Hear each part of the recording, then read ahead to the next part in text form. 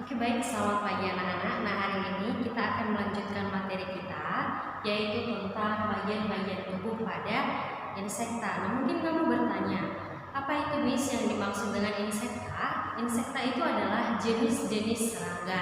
Nah di sini Miss ambil salah satu contohnya yaitu capung. Nah bagian-bagian tubuh pada capung itu terdiri dari kepala, kemudian dada, dan bagian perut atau abdomen. Selain itu, capung juga memiliki 3 pasang kaki, kemudian memiliki 2 pasang sayap, dan sepasang mata majemuk.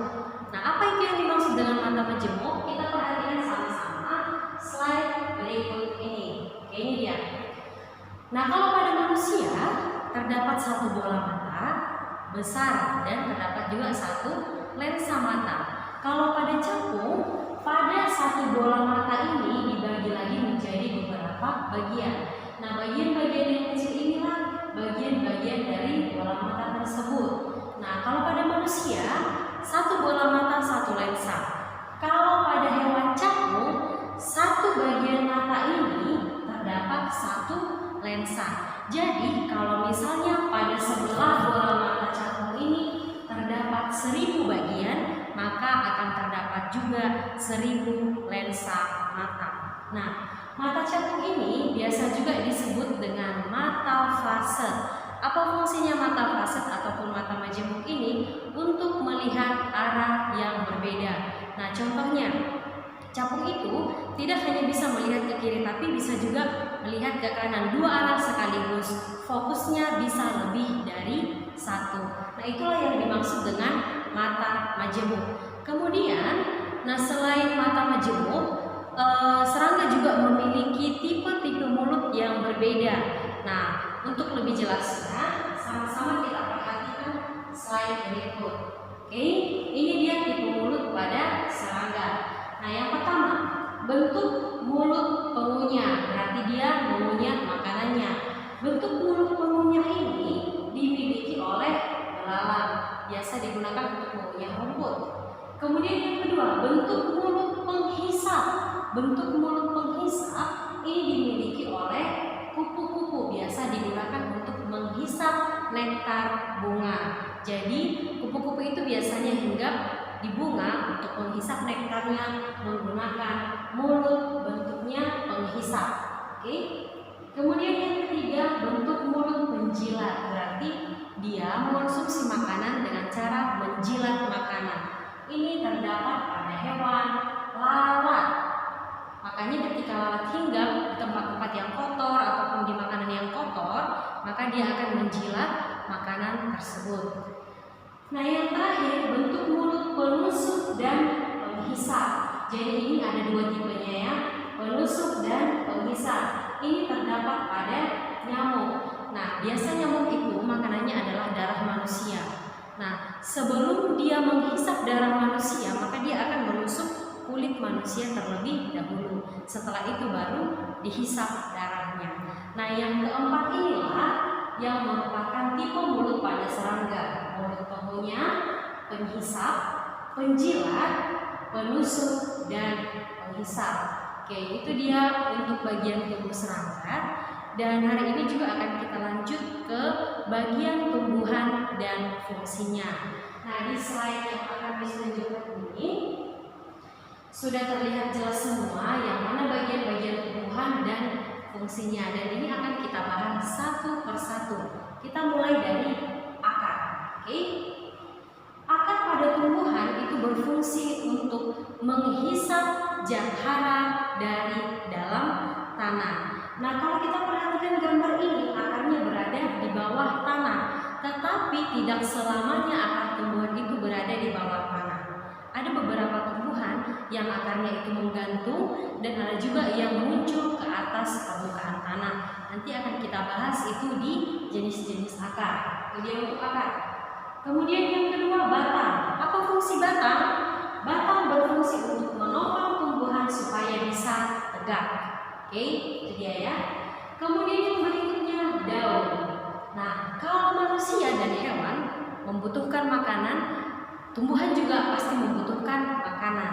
Nah, makanan pada pada tumbuhan dibuat di daun melalui proses fotosintesis. Jadi proses fotosintesis itu adalah proses pembuatan makanan pada tumbuhan yang terjadi di daun. Kemudian yang berikutnya bunga. Oke. Bunga pada tumbuhan itu berfungsi sebagai alat perkembangbiakan generatif.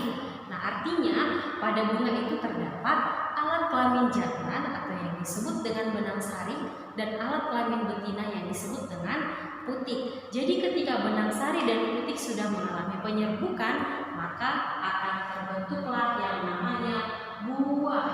Oke. Kemudian ketika buah ini berkembang, di dalamnya akan muncul biji.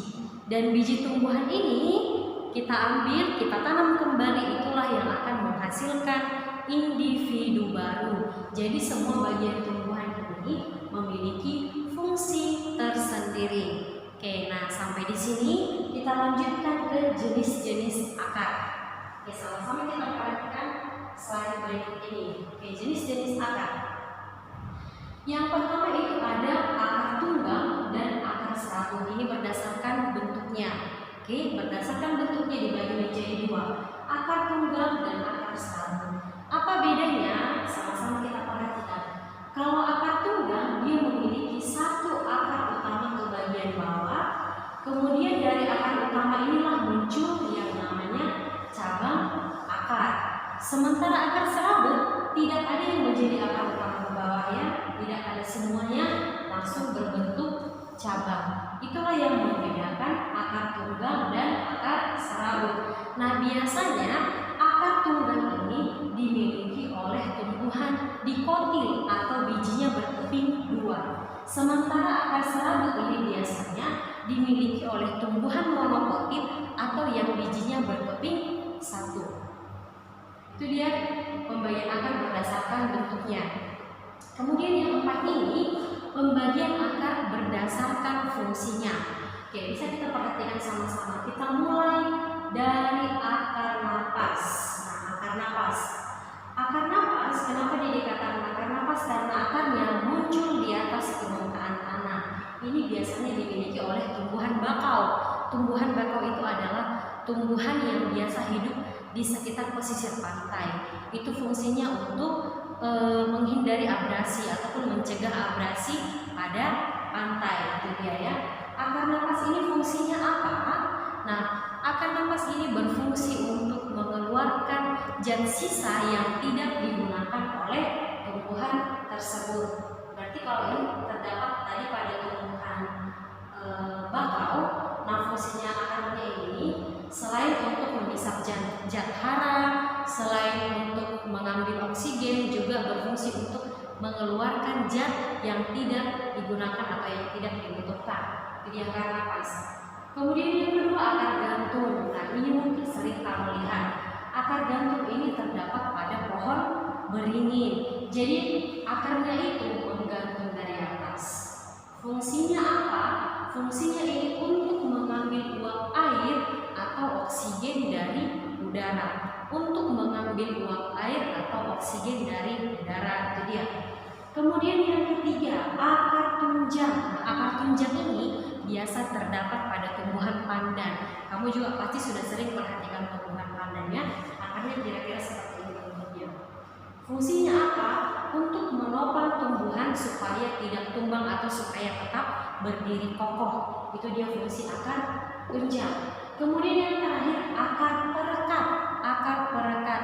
Nah, akar perekat ini juga fungsinya sama dengan akar tunjang. Fungsi akar perekat ini adalah untuk menopang tumbuhan supaya tetap tegak atau supaya bisa merekat di pohon.